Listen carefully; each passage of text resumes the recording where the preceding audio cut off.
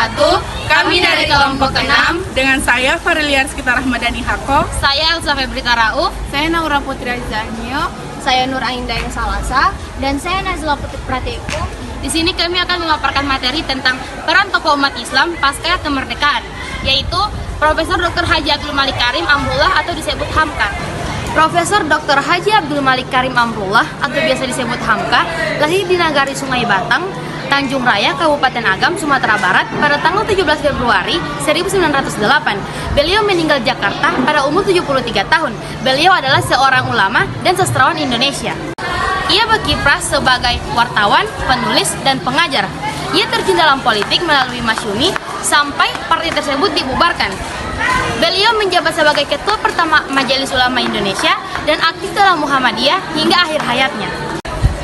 Universitas Al-Azhar dan Universitas Nasional Malaysia menganugerahkan gelar doktor kehormatan, sementara Universitas Mustopo mengukuhkan nama Hamka sebagai guru besar.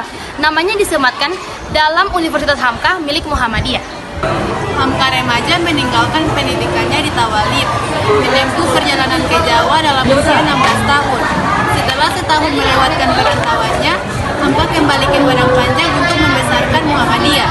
Pengalamannya ditolak sebagai guru di sekolah Muhammadiyah karena tidak memiliki diplomat dan kritik atas kemampuannya berbahasa Arab, melecut keinginan Hamka pergi ke Mekah. Dengan bahasa Arab yang dipelajarinya, Hamka mendalami sejarah Islam dan sastra secara otodidak. Kembali ke tanah air, Hamka meniti karir sebagai wartawan sambil bekerja sebagai guru agama di Delhi. Dalam pertemuan memenuhi kerinduan ayahnya, Hamka mengukuhkan tekadnya untuk meneruskan cita-cita ayahnya dan dirinya sebagai ulama dan sastrawan. Kembali ke Medan, pada 1936 setelah pernikahannya, ia menerbitkan majalah Pedoman Masyarakat. Lewat karyanya yang berjudul Di Bawah Lindungan Ka'bah dan Tenggelamnya Kapal Van der Wijk, nama Hamka melambung sebagai sastrawan. Lewat revolusi fisik, Hamka bergerilya bersama barisan pengawal nagari dan kota, menyusuri hutan pegunungan Sumatera Barat untuk menggalang persatuan menentang kembalinya Belanda. Pada 1950, Hamka membawa keluarga kecilnya ke Jakarta. Meski mendapat pekerjaan di Departemen Agama, Hamka mengundurkan diri karena ikut jalur politik. Dalam pemilihan umum 1955, Hamka dicalonkan Masyumi sebagai wakil Muhammadiyah dan terpilih duduk di Konstituante. Ia terlibat dalam perumusan kembali dasar negara. Sikap politik Masyumi menentang komunisme dan gagasan demokrasi terpimpin memengaruhi hubungannya dengan Soekarno. Usai Masyumi dibubarkan sesuai dekret Presiden 5 Juli 1959, Hamka menerbitkan majalah Panji Masyarakat yang berumur pendek, dibredel oleh Soekarno setelah menurunkan tulisan Hatta yang mengundurkan diri sebagai wakil presiden yang berjudul Demokrasi Kita. Seiring meluasnya pengaruh komunisme, Hamka dan karya-karyanya diserang oleh organisasi kebudayaan Lekra. Tuduhan melakukan gerakan subvertif membuat Hamka diciduk dari rumahnya ke tahanan Sukabumi pada tahun 1964.